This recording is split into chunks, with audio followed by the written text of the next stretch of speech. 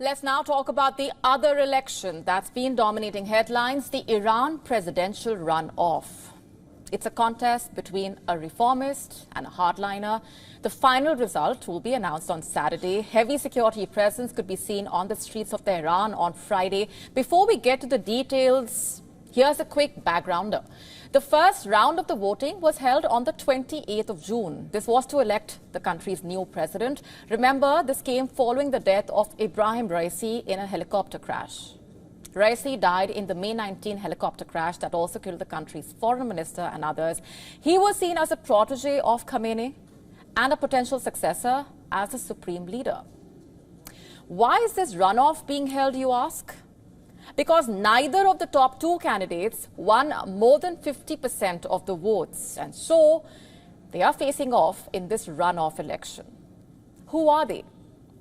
69-year-old Masoud Pezeshkian is a reformist. In fact, he was the sole moderate in a field of 4 candidates.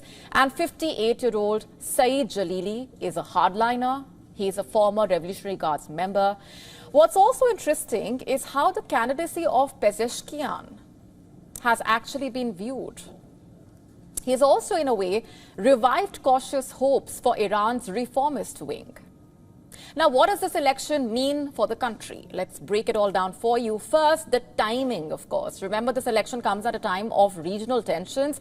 But the thing is, as far as the country's policies are concerned, the election is expected to have little impact. What is significant is that whoever becomes the country's president will be closely involved in selecting the successor to Ayatollah Ali Khamenei. He is the country's supreme leader and calls all the shots on top matters of state. Basically, he has the last word, and the president has to negotiate all major policy decisions with him. So that's why the role of the president becomes extremely significant.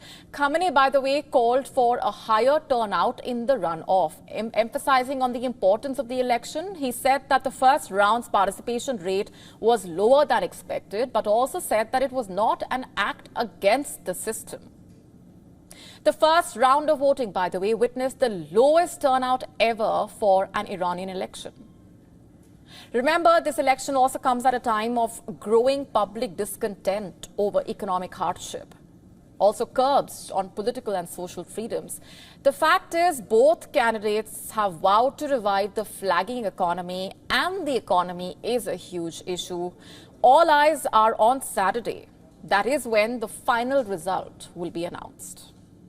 To stay up to speed with the latest news, download the WION app and subscribe to our YouTube channel.